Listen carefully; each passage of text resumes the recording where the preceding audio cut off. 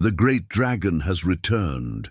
No one knows why he left 300 years ago, but some say he was banished, and others say he simply left us to die. No one knows where he went, or if he will return. That is, until now. I woke up in my bed to the sound of thunder, but there were no clouds in the sky. As I walked outside, people began running away, screaming in terror. I looked up to see a colossal shadow blocking out the sun. I had never felt such fear in my life. Then I saw him. His scales glistened like emeralds in the sunlight. His wings blotted out the moon, and his eyes were filled with an ancient sorrow. The dragon landed gracefully in front of me. He lowered his head slightly so I could see his face. His expression was kind, but why did he have a saddle? Was he expecting someone? When the dust settled, I approached cautiously. But when I got closer, I noticed that the saddle was empty. Then I heard a voice. "Are you the one who sings songs of the ancients?" I turned around, startled, and saw an old woman standing behind me. She had a staff in her hand, and she seemed to be studying the dragon intently. "Yes, I am the keeper of tales. Why do you ask?" The dragon rumbled. She turns to the dragon and replies, "You have returned, but you are not the same. Did you find what you were looking for?" The dragon shakes his head slowly. "No, it is still here." She turns to me and says, "You must help the dragon find what he is looking for, but how? And why? Is this some kind of joke?" The woman looks at me seriously and says, "Because you are the last descendant of the dragon slayers. Your ancestors sealed the dragon's fate 300 years ago, but now you must fix their mistakes." She hands me a pendant that glows faintly. "This will help you understand what the dragon is trying to tell you." She then takes a step back, revealing a staff hidden under her cloak.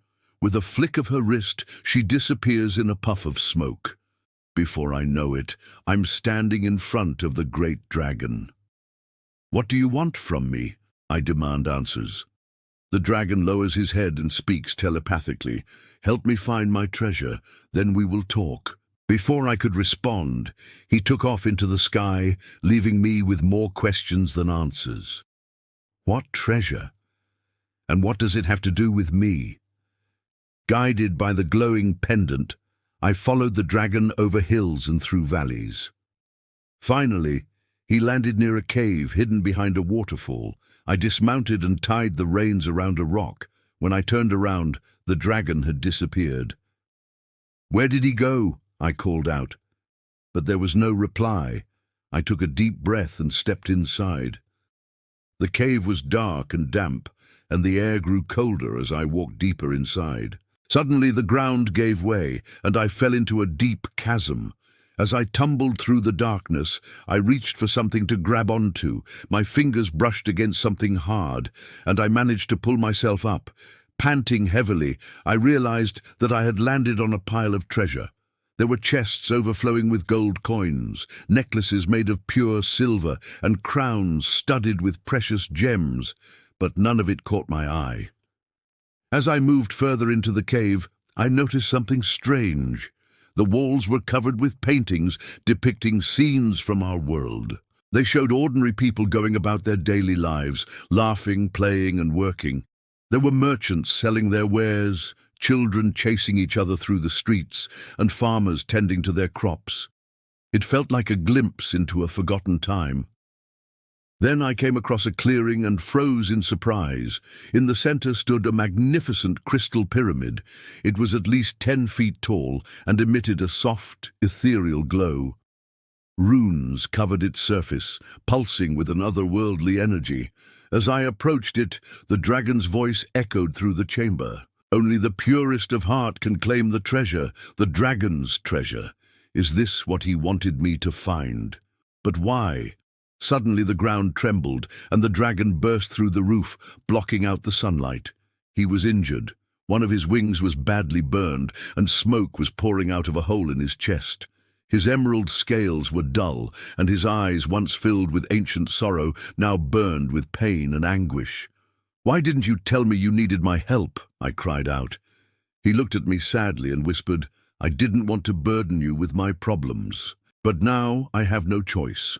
The dragon collapsed to his knees, and I rushed to his side. The pendant I was wearing began to glow brightly, and I instinctively placed it on the dragon's chest. A surge of power coursed through me, and I felt the dragon's pain as if it were my own. His injuries began to heal, and his scales regained their brilliant green luster, but the hole in his chest remained, and with each breath, more smoke poured out of it. No wonder he had been looking for this place.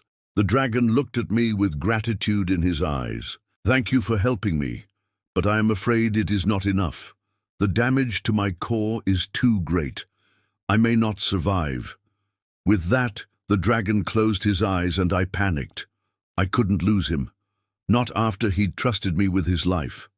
I thought of the paintings I'd seen in the cave, the dragon and people living together in harmony. Maybe there was a way to save him. But what? Desperate, I grabbed a handful of coins from one of the nearby chests and threw them into the hole in the dragon's chest. To my astonishment, they vanished. I took a closer look and saw that the hole was shaped like a keyhole. Could it be? I raced back to the entrance and waded through the waterfall. As I searched for an answer, I spotted a small opening in the rock face. It was almost invisible, but I knew I had to take a closer look.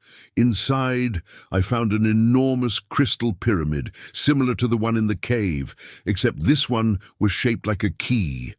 I hesitated for a moment, torn between my desire to help the dragon and my fear of unleashing an unknown power. But the dragon's anguished cries spurred me on. I placed the pendant on the crystal pyramid and pulled it free. With trembling hands, I raced back to the dragon. The pendant was now glowing brightly, and I could feel the dragon's life force surging through me. I held the pendant over the hole in his chest and pushed it inside. The pendant vanished, and the dragon let out a mighty roar. The ground shook, and the cave began to collapse. I had only seconds to escape. As I stumbled out of the cave, I looked back to see the dragon rising into the sky. He was whole again, his wings spread wide, catching the sunlight. He circled above me twice before disappearing into the clouds. Moments later, the cave collapsed, burying the entrance in a landslide. I was the only one who knew the dragon was back, and now everyone would think that I was crazy if I told them what I'd seen, so I kept the secret close to my heart. Every night I dreamed of dragons and ancient magic. Every day I searched for a way to make the dragon's life easier. I helped the sick and wounded, protected the weak and innocent, and fought against those who used magic for evil. I was training for the day when the dragon would need my help again. One evening, as I sat alone in my room, the window suddenly shattered. A raven landed on my desk and stared at me with intelligent eyes. It spoke in a raspy voice, "The dragon needs your help." Quickly I grabbed my sword and raced to the forest where I'd first met the dragon. But when I arrived, I found a terrible sight.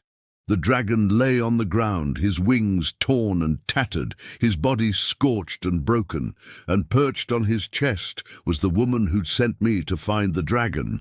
She looked up and smiled cruelly. "So you found the dragon, just as I knew you would, but now he belongs to me." The dragon struggled to speak. "Please, you have to stop her. She's draining my power." I nodded, determination hardening my features. "Don't worry, I won't let her hurt you." But the woman was prepared. She unleashed bolts of lightning and fire, but I dodged them easily. Her eyes widened in surprise. "How can you move so fast?" I ignored her and continued my assault, driving her back step by step. Finally, she stumbled backward, knocking over the pendant I'd given her. It rolled toward the dragon and landed on his chest. The dragon roared with newfound strength and shot toward the woman, knocking her off balance. With a final swipe of his claw, he sent her tumbling to the ground. She looked up at him in disbelief, but before she could react, he unleashed a torrent of fire, engulfing her in flames. As she burned, she screamed, "You'll pay for this, dragon!" But the dragon ignored her and turned to me. He bowed his head in gratitude and said, "Thank you for saving me. Now I can finally rest in peace." With that, he closed his eyes for the last time. I knelt beside him and whispered, "Rest in peace, great dragon. Your legend will live on through me." But the dragon's death had awoken something inside me, a thirst for power and a hunger for revenge. The villagers had feared and hated the dragon for centuries, even though he'd brought them prosperity and peace. Now, I was determined to show them what a mistake they'd made. Using the pendant as a guide, I uncovered the dragon's hidden lair. Inside, I found ancient scrolls detailing the dragon's immense power. He could control the weather, heal the sick, and protect his followers from harm. I studied the scrolls for weeks, learning everything I could about dragon magic.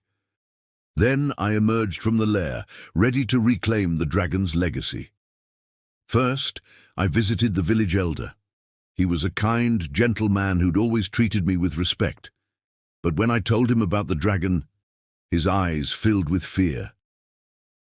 "Please don't tell anyone I visited him," he begged. I nodded, understanding his fear. The villagers had been brainwashed for so long that they wouldn't believe the truth, even if I showed them. So I set out into the forest, gathering followers who were open-minded enough to listen to my message. We built a new camp, hidden away from prying eyes. There, I taught my followers everything I learned from the dragon scrolls, preparing them for the day when we'd reclaim the dragon's honor. One day, a scout returned from a mission, his face pale with fear. "The village had been attacked," he gasped. "By who?" I demanded answers. "Bandits," he stammered. "They killed everyone." I felt a surge of anger and grief. Those bastards had taken everything from me. Now, gripping my sword tightly, I led my followers into battle. We charged into the village, our swords flashing in the sunlight. Within minutes, the bandits were defeated, but the victory felt hollow. Everyone was dead. I knelt beside the elder, cradling his lifeless head. "Why didn't you tell me they were coming?" His eyes fluttered open and he whispered, "I'm sorry, I didn't know." He looked around at the carnage and sighed, "It's all my fault. If I hadn't refused to join the dragon worshippers, maybe they wouldn't have attacked." I shook my head, refusing to believe him. "It wasn't your fault." Suddenly, the ground trembled beneath us. From the corner of my eye, I saw a familiar figure descending from the sky. It was the dragon, but something was different. His scales were a brilliant gold, and his eyes burned with celestial fire. He landed gracefully beside me and dipped his head in greeting. "You have done well, young warrior. I am proud of you, but why didn't you come sooner?" He looked down at the village in sadness. "I tried, but my power was fading. I could feel my life force ebbing away." He turned back to me, his eyes pleading. "Please help me." I understood what he was asking. The dragon wanted me to use his pendant to restore his power, but that meant draining the life force from another living being. I hesitated, torn between my love for the dragon and my hatred for the pain he'd endured. Finally, I made my decision. Kneeling beside the dragon, I placed the pendant on his chest. At once, the dragon's scales blazed with golden light. His wounds vanished, and his eyes shone with renewed vigor. "Thank you," he whispered. "Now I am truly whole again." He rose into the sky, his wings beating the air with newfound strength. As he soared higher and higher, I felt a surge of pride. The dragon was strong again, and I had played a part in his resurrection. Then he turned and dove toward the earth. His target was clear, the village. With a deafening roar, the dragon unleashed a torrent of fire, reducing the village to ashes. I watched in horror as the flames spread, consuming everything in their path. But it was too late. The dragon had already made his choice. And as I stood there watching the village burn, I knew that I couldn't stop him. The dragon had returned, and nothing would ever be the same again.